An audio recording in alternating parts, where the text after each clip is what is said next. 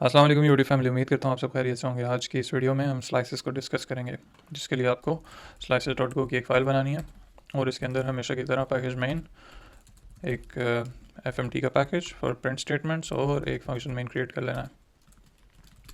अच्छा, slices define करने का जो सिंटेक्स है वो कुछ इस तरीके से है। Slices colon equals to integer और फिर आप यहाँ पे अपनी स्लाइसेस अपनी वैल्यूज़ डिफाइन कर सकते हैं। आप नोटिस करेंगे कि ये काफ़ी सिमिलर सिंटेक्स है जैसा कि एरे का होता है, लेकिन the difference between an arrays syntax and slices syntax is कि फॉर एग्जांपल मैं एरे डिफाइन कर रहा हूँ तो मैं यहाँ पे एक फिक्स वैल्यू दूंगा, this is an array and this is a slice.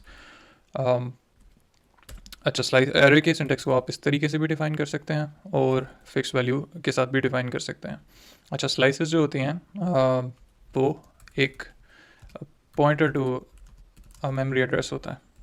तो अंडरलाइंग स्ट्रक्चर ये भी एरे ही यूज़ करता है, लेकिन जो स्लाइस होती है वो एक पॉइंट करी होती है एक मेमोरी एड्रेस की तरफ, जहाँ से आपकी एरे, जहाँ पे आपकी एरे की वैल्यूज़ पड़ी होती हैं। फॉर एग्जांपल अब ये एक एरे क्रिएट करेगा मेमोरी में 1 2 3 4 वैल्यू के साथ, और स्लाइसेस जो होगी वो उस एड्रेस पे पॉइंट कर रही होगी।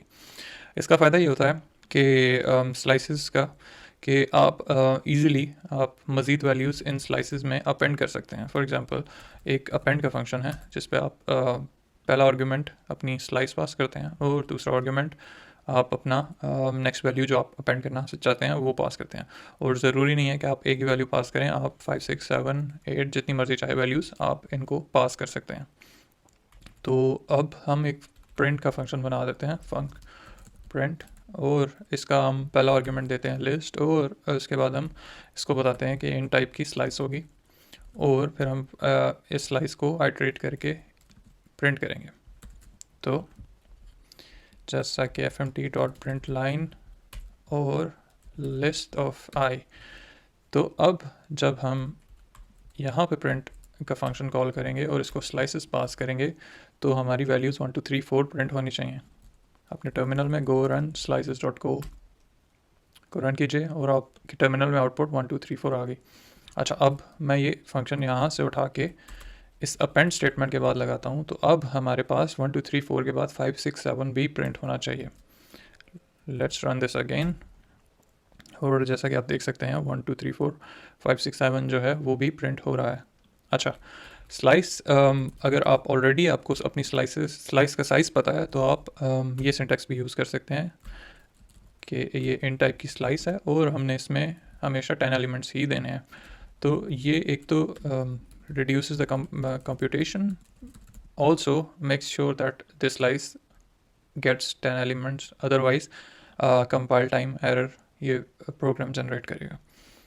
अच्छा, स्लाइसेस में एक आप चीज़ ये भी कर सकते हैं। फॉर एग्जांपल आप को पूरी वैल्यूज़ नहीं चाहिए। फॉर एग्जांपल अभी हमारी स्लाइसेस में कुछ इस तरीके से वैल्यूज़ हैं 1 2 3 4 5 6 एंड 7, बट आप चाहते हैं कि आप सिर्फ लास्ट 3 वैल्यूज़ को प्रिंट करें और पहली 4 वैल्यूज़ को स्किप करें। तो इसके लिए आप कुछ इस तरीके का सिंटेक्स यूज़ कर सकते हैं। मैं प्रिंट लाइन स्टेटमेंट यूज़ करूँगा और स्लाइसेस, और यहाँ पे मैं इसको कहूँगा कि 4 and then till the end. तो नॉर्मली आप यहाँ पे भी कोई वैल्यू देंगे, लेकिन अभी हम कोई फाइनल इंडेक्स नहीं डिफाइन करना चाहते, तो हम 4 इसको बताएंगे कि पहली 4 वैल्यूज़ को स्किप करो और उसके बाद जितनी भी वैल्यूज़ हैं वो प्रिंट कर दो स्क्रीन पे।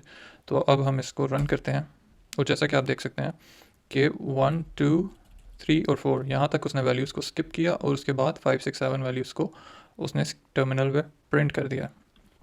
और इसी तरीके से अगर मैं 1 कर दूँ तो अब 1 प्रिंट नहीं होगा और उसके अलावा 2 to 7 सब कुछ प्रिंट हो जाएगा। तो आपने देखा 2 to 7 सब प्रिंट हो गया। अच्छा, स्लाइसेस में एक और चीज़ आप लास्ट आर्ग्यूमेंट भी दे सकते हैं। For example fmt.println slices 1 to 7 1 to 6, let's say 1 to 6।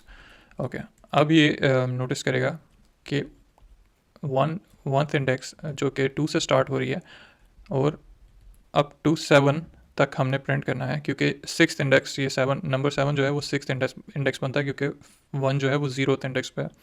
लेकिन जो 6th इंडेक्स होगी वो एक्सक्लूसिव होगी। तो जो लास्ट वैल्यू होगी इसकी वो स्किप कर देगा। तो अब हम जब इसको प्रिंट करेंगे तो हमारी स्क्रीन पे 2 से लेके 6 तक प्रिंट होना चाहिए और 7 को स्किप कर देना चाहिए। तो जैसा कि आपने देखा 2 3 4 5 6 प्रिंट हुआ और 7th को उसने स्किप कर दिया। इसी तरीके से अगर आप ये पहली वैल्यू हटा दें तो अब ये 1 2 6 प्रिंट होना चाहिए और 7th को वो स्किप कर देगा।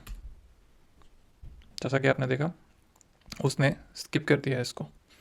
और स्लाइसेस के बारे में बस इतना ही है कि इम्पॉर्टेंट टू रिमेंबर कि आप स्लाइसेस में मोर वैल्यूज़ अपेंड कर सकते हैं, एरे की तरह ही होती है, बट ये पॉइंटर होता है किसी मेमोरी लोकेशन का जहाँ पे वो सारी वैल्यूज़ पड़ी होती हैं। और आप चाहें तो कुछ वैल्यूज़ स्लाइसेस के अंदर स्किप कर सकते हैं और एरेज़ के अंदर ये सारी क्वालिटीज़ नहीं पाई जाती। उम्मीद करता हूँ आपको आज की वीडियो पसंद आई होगी और अगर आपके कोई क्वेश्चंस हैं तो कमेंट बॉक्स में पूछना मत भूलिएगा। अल्लाह हाफिज़।